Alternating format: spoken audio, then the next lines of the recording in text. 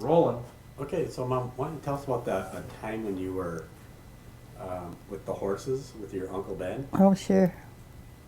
And he was on the other side of the railroad tracks, and my head says if I call him now, then he can go home and have a nice supper, and I'm gonna go home and have a nice supper too.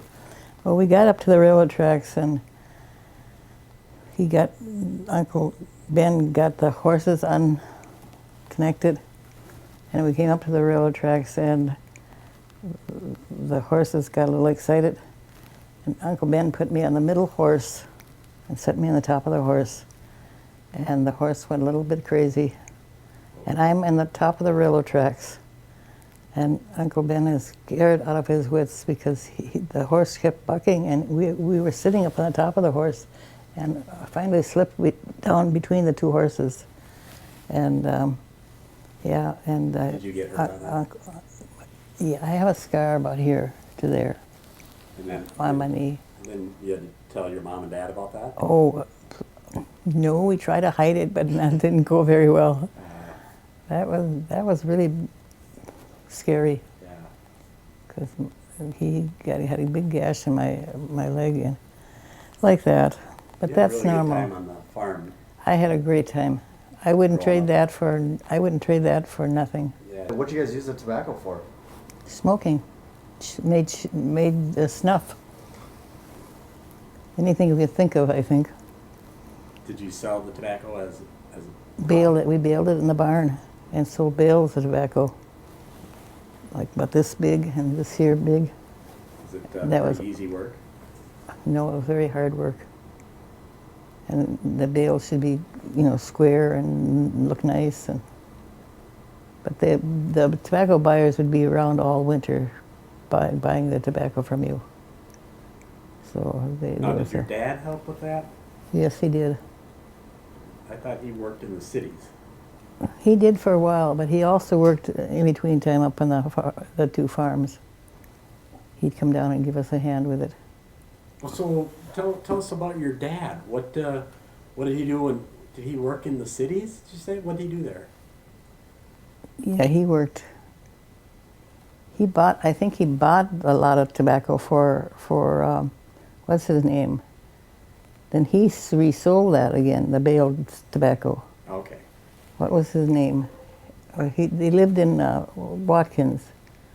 Niece? Meese, yes. Meese was a big pusher of selling stuff, and he'd buy and sell tobacco and any of that stuff.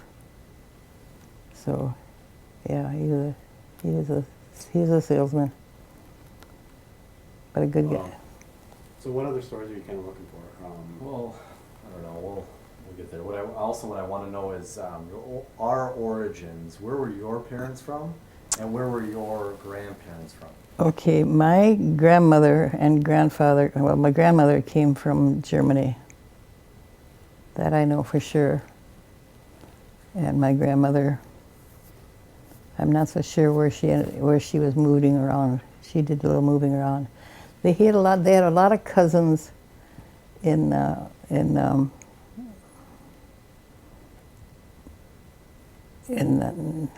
yeah, I can't think myself. Eden Valley? Yeah, not the town next to Kimball, Oh. because they did a lot of shopping back and forth and that kind of stuff. So, and they bought and sold stuff between the towns. So they're very busy people, trying to make a buck sideways. Okay, so you guys went on some vacations, right? Right. Yes. Tell us about those vacations. What happened? Are some funny stories that maybe, did you guys ever lose a wheel or went off the road, or what kind of crazy, exciting stories do you remember with, all the kids? How many, a bunch of kids packed in a van or a trailer or whatever? Tell us about that. Ran away from home. That's what we did. No, there was a lot of you. You were in the You were in the camper and stuff. Yeah. Yeah, you knew what that was all like. Well, he's trying to get you I to know. tell I us know. the I story. know. I'm trying to help. He's trying to get a story out of it. Or Yeah. just talking about it, and going up in the mountains, where the big trees were and stuff. That was exciting to you guys. You'd get up to the tree line, and then Yeah. you'd be looking at trees, and even the little ones would be out there looking at trees, and so. How about when traveling, when it was so windy, it almost blew the camper over? Oh, we did that too. We just lose a camper. scary, yeah. Oh. Mhm. It's bad news. Well, let's hear the story. When was it, and tell us how the winds were and what exactly happened specifically. We were going up the mountain, I think, and we lost a couple of kids, I think, even. Somehow or another we came out of it, but it was real scary because it was different because we didn't know we were going to get into those heavy winds and stuff. Yeah. And there we were with our little 2x4 camper, scared out of our wits. And how we got out of that mess, I don't know, but we did, didn't we? Yeah. Who was all with you? My mother and dad. Mother was Mother with us on that trip? I don't think so. I never remember your mom being with us on any trips. But we would have. We took all the kids, wouldn't we? Oh, we always took all the kids. Yeah. So that's a given. So that means Mother was with that trip. I'm sure she was with the trip. I don't know. One way or the other, huh? Yeah. You're grinning. If you think of some of that stuff, I would grin too. Yeah. Hmm. I don't. Thank you. There you go.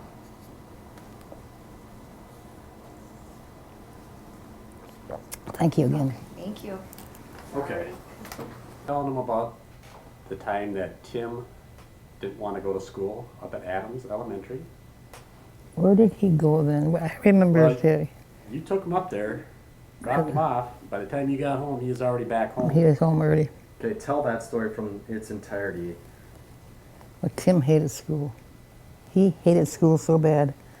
And so that one day he had to go to school because he was supposed to be at school. So we said, go to school, you're going to stay at school, and that's it. Well, by the time I got up to the schoolhouse, he was there already. And he had it all figured out. Well, by the time we got up to see him, it was pretty well, everything was pretty well shaken up, or, going the wrong way. But Tim, yeah, he'd beat anybody to the craziness of it. So you can write up your own little story about how he got.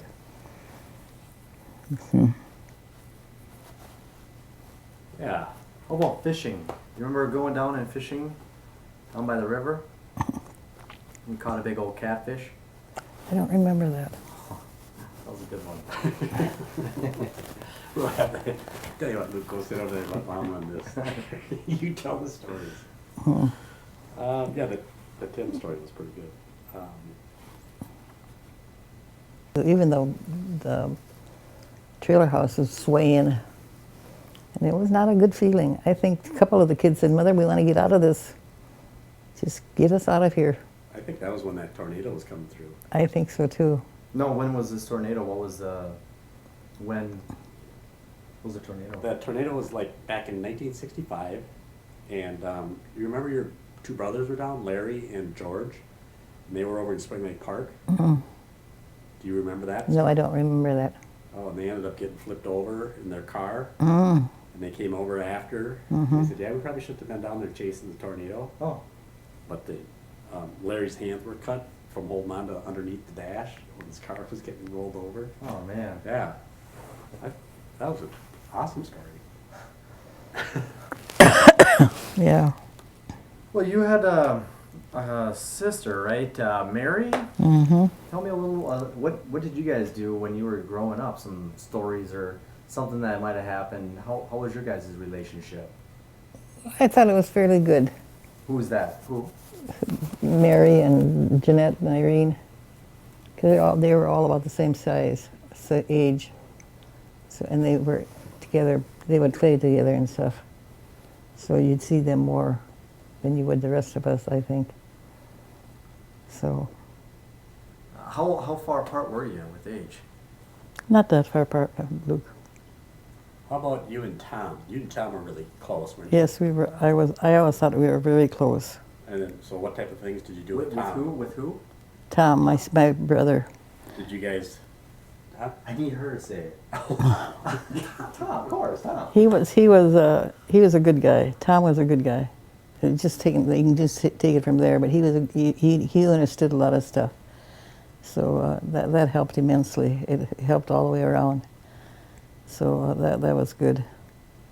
What kind of things did you and Tom do when you just hung out? Did you go? What did you do to go play and have fun doing? Good question. Baled tobacco, Baled? stripped tobacco, in the tobacco fields. Yeah, that's kind of the long and short of it. But there's more to it. You know, you add the Yeah.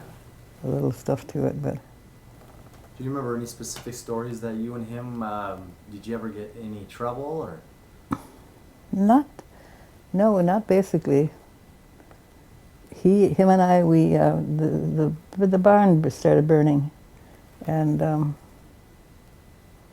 so he went and he was going to look up, see where the smoke was coming from, and so was I. And for some reason, we got disconnected or something. But we knew the fire, the barn was burning. We knew that. How did the barn start on fire? None of us had anything to do with it. It was kind of funny how that. No, we didn't, because when it started burning, fire is a funny thing, but it came down and woofing, like smoke. And Tom said, we were both milking a cow, and he said, "What's going on, Kay?" And I said, "I don't know what's going on, Larry." And he said, "There's smoke coming down." Oh, I said, "Shoot," because I knew. And when he said that, I knew that the barn was burning, and it was coming down through the rafters, the cracks. And so we both got our cows somewhere, and went up to the hayloft to see what was going on. And then we found out that indeed the barn was burning. Well, by then, with the women in the neighborhood, some of them were God sent. They were saints. And this one lady said, she came out of the car immediately and she said, "Oh, the smoke is coming from the barn." I said, "Yes, I figured that out." And so she got like, we had spices for the cattle to lick on, salsa, yeah. And so we got that bucket upstairs. We got it out of the basement. And anything else we could find that we knew the cows and the stuff would eat. So we took everything out of the lower part of the barn and took it up the hill, up to where the other cattle were and stuff. Not that where there was so much cattle, but there was just odds and ends. And so her and I were doing that and chasing cattle up the hill, up to the chicken coop. The chicken coop was on that side of the barn, You know where the chicken coop was. Yeah. And so she played off of that and got the chickens up. But the nice part about it is the neighbors were fantastic. They just went and got the calves out of the barn, took all the livestock they could see somewhere else, and worked with all that stuff. And they just did a fantastic job. These women, they knew just what to do, and I thought, good for you guys. We knew what to do, but we didn't know, where exactly did Dad want this stuff, and where was it. And we had a barn next to the hayloft and the other barns, and there were the calves were in there. And of course they were about that big, calves. And so we got all the calves and chased them up towards the railroad tracks. Not chased them, but put them up so they could be safe up there. Huh. In the corral still? Yeah, it was kind of like. Did the barn burn all the way to the ground? You know what? By the grace of God, it did, and it was a good thing because some guy came along and he said, "Let it burn. Get rid of all that junk." What he meant was a junk like different woods and stuff, and clean it up that way. And I thought that made sense to me, and he helped us with that, and just to clean up, kind of getting the mess cleaned up and stuff. But it goes much deeper than that. Because when you have that kind of stuff, there's ends and everything is all over the place. Hanson came down. He was one of the first guys that came down. He knew a lot about electricity. So he showed us how to tie off the cords from the electric stuff. He showed Tom and I different tricks of the trade, like, well, you know, when you're working with electricity, you're always putzing with something, aren't you? And that's what he did. He helped us putz with getting the tying off the electricity and just different stuff like that. But it was deeper because Dad and Ben and the Westrups, they all had Rumleys. They had these big tractors, and then they would get them fixed up and get them, you know, get them greased and stuff. So then they'd go to the next place where they were thrashing. So everybody would meet at that place in the morning, and then they'd go about getting the things all lined up and thrash some more. So it was a my Westrup, your uncle Westrup, Grandpa Westrup. Yep. He ran the big Rumley. Oh. Yeah, and he was very good at it. Oh. So he took care of that. That was his chore, to keep that Rumley running all morning. And then when noon came, then they would check it all and see about the, you know, how much water do they need and what oil do they need. And they were all about that. And Grandpa was very good at that. Real quickly, I just want to just mention on the camera, what were your full parents' names and full grandparents' names, just so we have those. My Grandma Ruland. What's her full name? Grandma Ruland was,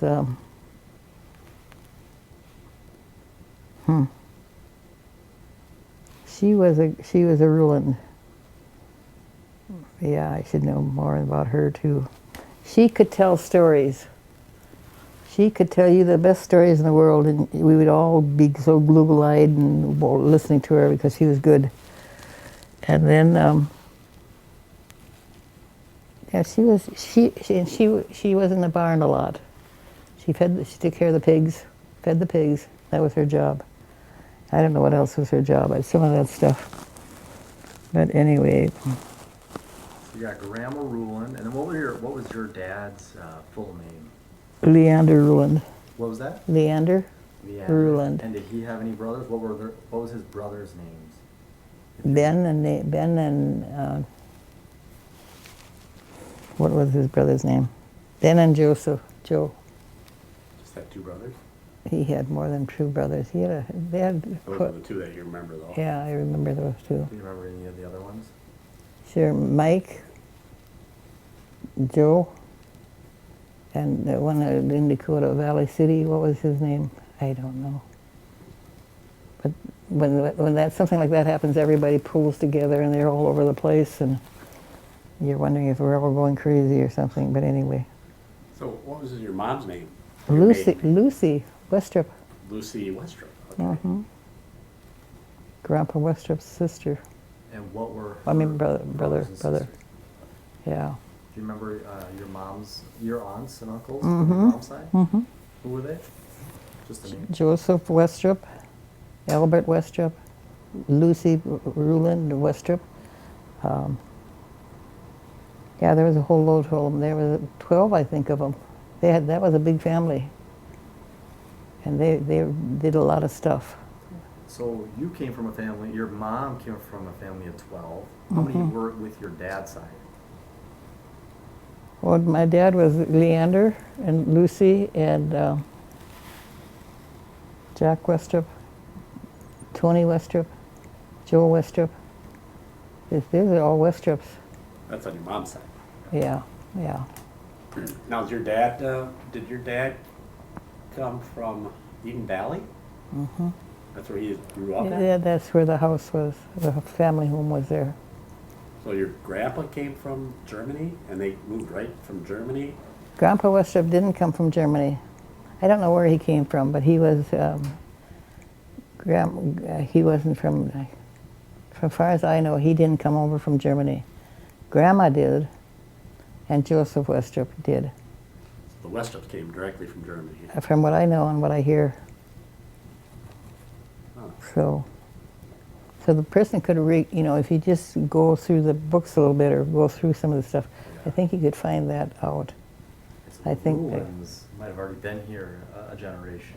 They had the Rulins. They got amazing history because where it lets off is where they pick it up again in Texas, I think. So the Rulins had more moving around because that was a big family. There were a lot of them Huh. for some odd reason. Yeah, there's actually a Lula. Vern Rulin, who was my dad's sister-in-law, well, related like that, and she had two daughters and a son in that family. Then we moved in from the other farm. We moved into their house. So that kind of split up. But anyway, so Do you remember the person that you bought the house from in Eden Here. Valley, no, on Lafayette? Lafayette. Reuben Paulson? Well, sure. Reuben was a saint. Okay, so He was just a super nice guy. who did you buy? Say I bought the house from Reuben. We bought the Yeah, house from Reuben Paulson. And they lived over across the railroad tracks, Steve. Yeah. What year did you think? Do you know what year that was that you bought that? You don't know how much you paid for it? Wasn't it like $12,000? I don't know. Maybe Greg got a handle on that one. I don't know. I don't know who would How know did you that. make payments for the house? Good question. Did you ever have us kids run the payments over to Reuben's? I think once or twice we did. Did what? Well, when We'd take the 120. take some money and make sure Reuben Paulson got paid because he owned the land that we were selling in between time and stuff. What are you laughing Hey, about? Mom, tell Luke about the time you showed me how to play basketball in the basement. You were telling me how to play basketball in the basement. Do you remember that story? And how did that one go? What's that? Now, tell me how it goes. Oh, well, you told me when you were growing up that you were the captain of the basketball team Yes. in Eden Valley. Now that would be a good story. Tell us about the captain. How'd that become about? How did you ever become captain of the basketball team? And When, introduce it. when I was the worst basketball player in the world, and this lady said to me one day, "God almighty, you're a terrible basketball player." And I didn't care for her much, and she didn't care for me. And I said, "I don't care." I said, "In a couple of years, I'll be captain. You'll be sitting on that square box out there." And it would work that way. She got the grunt of it, and I was the top of it, and I was for 3 or 4 years. But that's because I like basketball. And she was not my most precious soul on earth, so. But it worked out good. We learned a great deal by getting involved. As you guys well know, when you're in captains and stuff, and you're taking care of people, and How did you get interested in playing basketball? that's a long story too. Let's hear it. And first of all, I liked it. And so I got on the team, and then they put you on different spots and stuff. But it turned out very well. I was blessed that year. So Did you have a hoop at the farm? I'm sorry. Did you have a hoop? Oh, I'm sure we had a few things in the farm that Dad never knew about. No, I don't mean it that way, but Well, now here's another thing that you took up a little later. Kind of has to do with basketball. I heard you were an ace at bowling. who told you that? Is that true? Yeah, it was pretty good. Tell us about it. What was your highest score? I don't know, Luke. I had a 300 game. I did have a great game. I put it down in the cupboard. I don't know what I did with it, but yeah, sports was no small matter with me. It was a big thing, Anyway, Oh yeah, so I'm going to tell you a story. go ahead. You were going to show us how to play basketball, Yeah, and you had all us kids downstairs. So there's 5 kids, enough for the basketball team. So there's Mom. She's putting us all in these positions, and I'm running around like I got my head cut off. And mom's kind of down on her knees because, you know, she's taller and us kids are short. And she says, "Okay, you're a guard." I'm like, "Okay," and then all of a sudden I'm to the back of the room. I didn't know where I'm supposed to stand or anything. And mom goes, "Okay, where's my guard? Where's the guard?" And I'm like, "Oh, I'm the guard." So I come ripping up, and she goes turning around like this to see where I'm at. Boom! I smacked her right in the head as I go running by, running by. And mom's like, "Oh, all right, that's enough basketball down here for the day." Off she went upstairs. Now that was a good story. Yeah, that's pretty Yeah. good.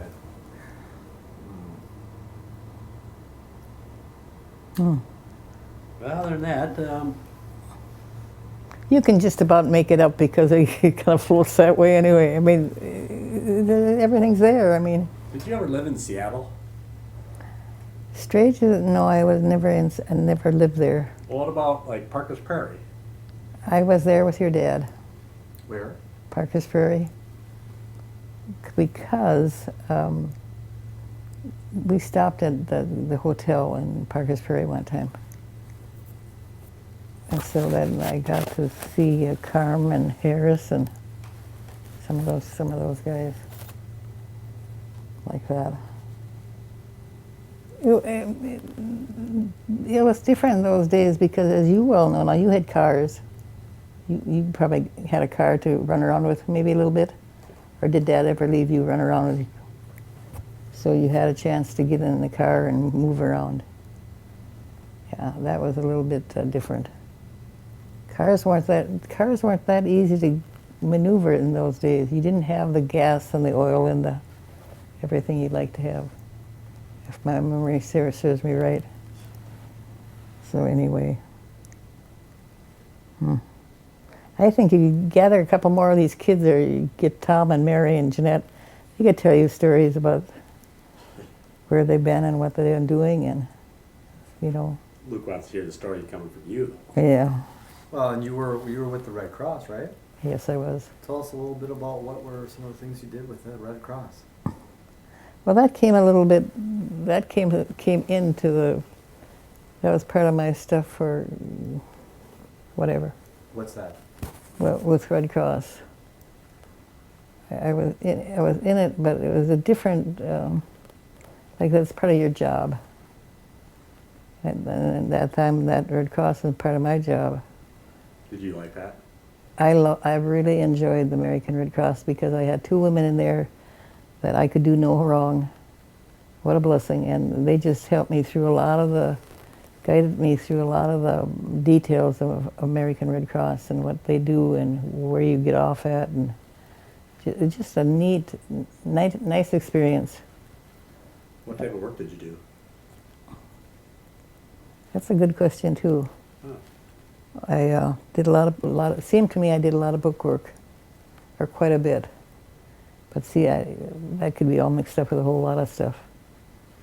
So, but anyway, All right, you were just about ready to tell us a little bit about. American Red Cross. It's a good. That's one of the better organizations I know around, because they stand behind what they believe in, and they're there to help everybody. So that was a good experience. I really had a value in that, and we all took value into it. Each one of us, I think, really looked up to American Red Cross after that. I thought you and Dad took a truck down to Mexico. Oh yes, we took that beautiful truck down to Mexico. What was all that about? I don't really even know too much about that story. No, you don't. Well, I think you were, kids were pretty gone, and you and Dad were, I don't know, what was the? We took that red pickup, that pink pickup or whatever color it was, and we went down to the border of Mexico and the United States with a load of stuff for Mexico. What type of stuff? Oh, food. I know this sounds food, but not food in the sense it was different. Then we ended up sleeping at some of these places, God only knows, because they didn't know who we were, and we didn't know who they were. So they just said, "You can have that end of the building there," and I said, "Good." So your dad and I took that end, and then they took the other end, and it was just different. But it was different in a good sense because they were all helping each other. We were helping each other, getting through that these different connections and stuff. Well, do you remember who that father was that you were helping out? Good. That's a good question too. That's a lot of good questions. Other was Advisor? no. He came in the picture a little later, but he was still all over the place, kind of. But we had a couple more people that were helping us. In fact, there was quite a few people that were helping us. So that was neat. There's so many.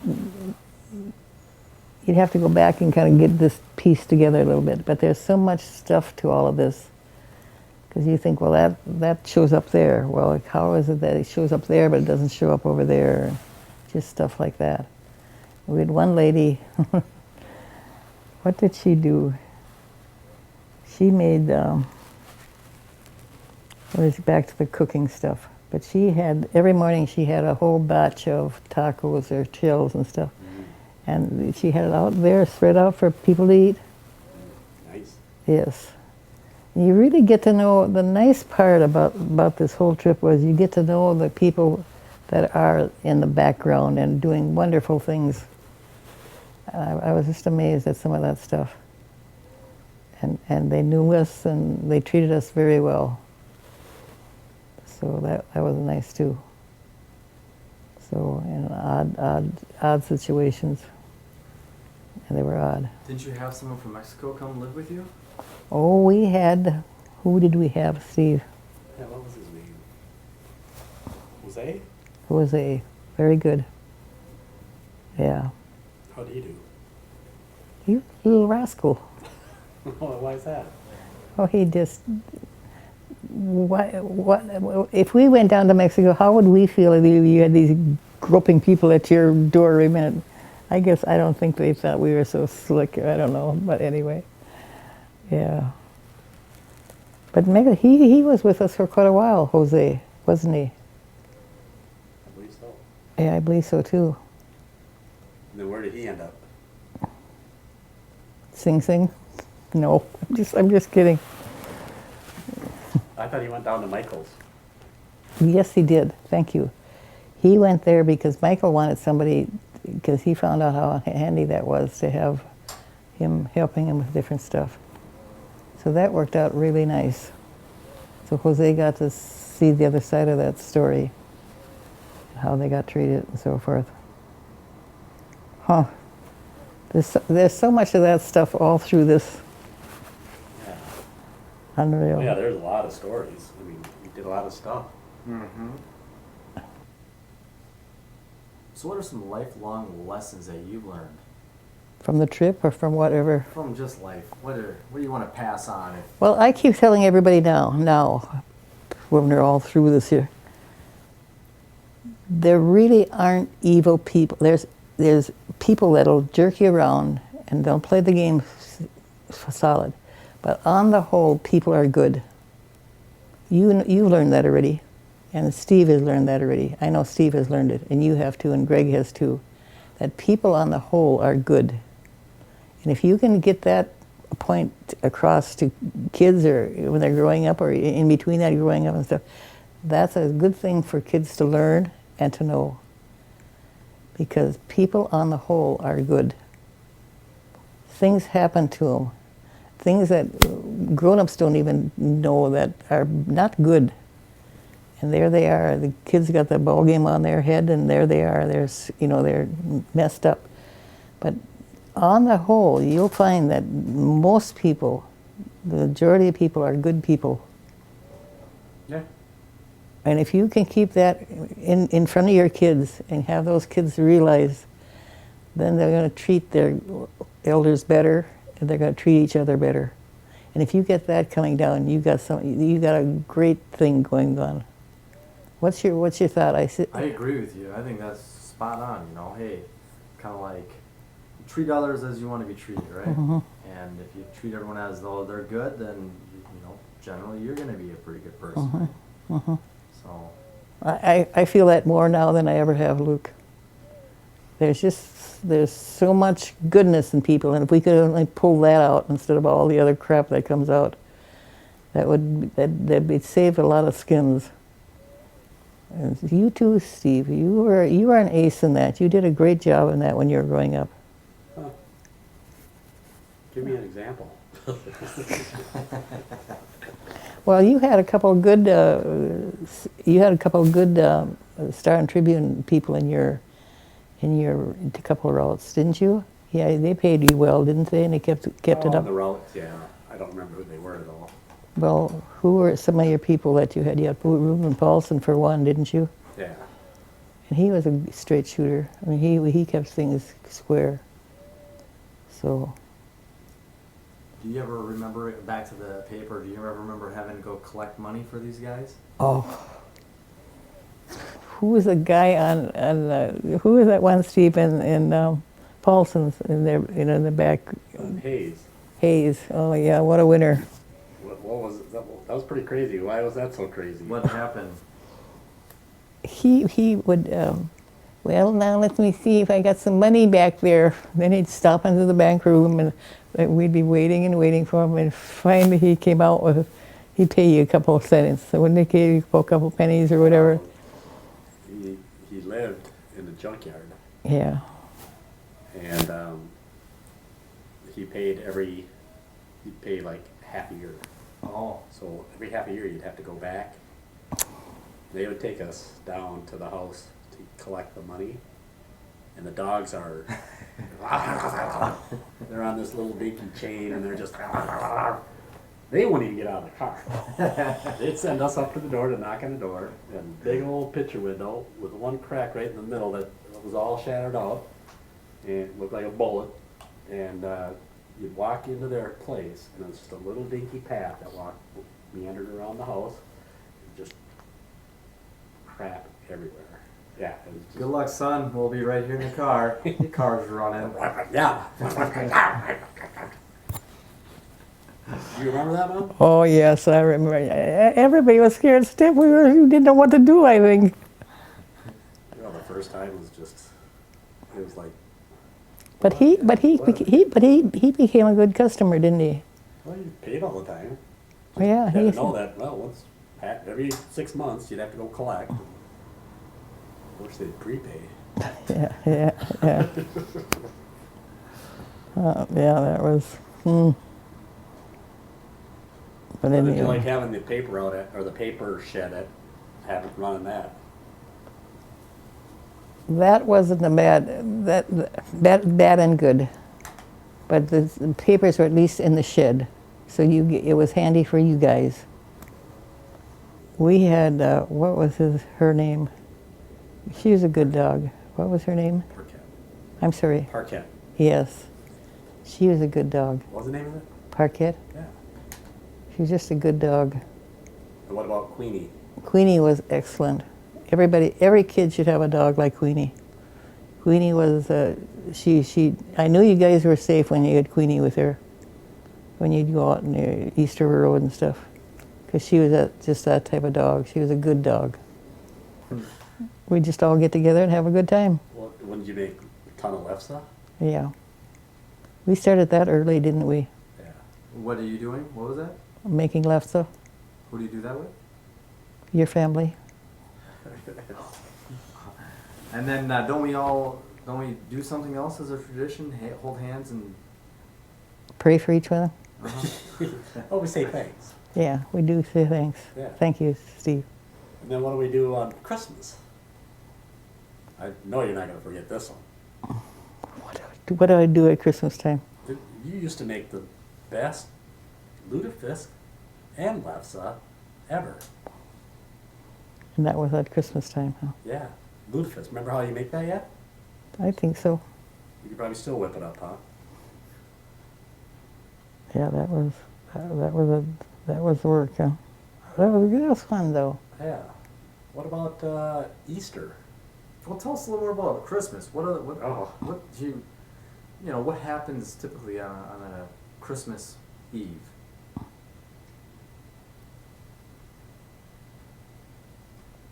You look at me and you grin at me, and I know that I should be remembering some of this No. stuff, and I'm just all mixed up anyway. Do we have a manger scene and we go? Oh, we sure do. Christmas Thank you. caroling, we open Yes. presents. Next we door go neighbor. Sledding. Yep. What you're hearing right here is what you're seeing and hearing. That's what I'd like to leave them. Total honesty, respect for each other, and all that good stuff. You know that too, Tim, Steve. And that's what I would like to see my kids grow up with. Is you know people, and you've been with people, and you know that there's some people that are not all straight, but that's okay. They're just people, yeah. Yeah, they're just people. And we learned that a couple of times, didn't we, over the routes and stuff. They're just people. And I remember that one night, and that you came home and you were upset about something, and they had screwed you out of something or whatever. And we didn't make too big a deal about it, but we made a big enough deal that it made a dent in his head. And I thought, how sad, because that's not what it's about.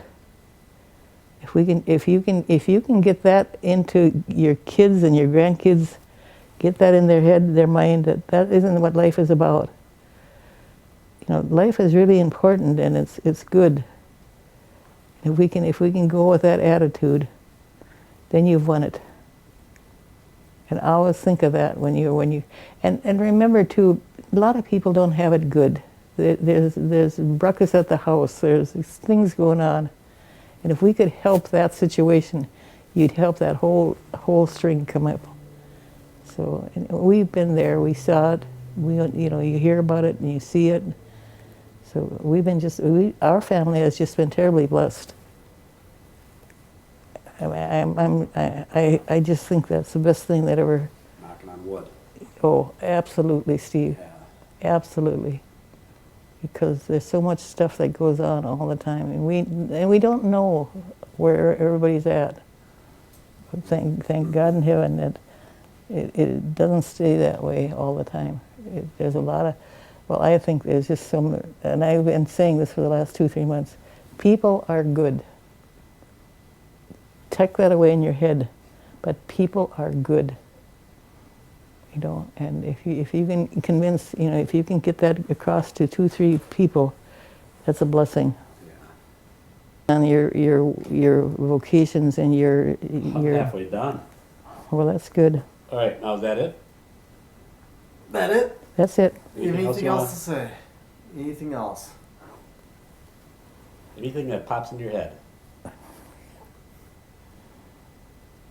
I'm gonna. This is the end. No, I'm done. I'm done. All right, let's shut some of these lights off so you're not Yeah, not overheating. hot.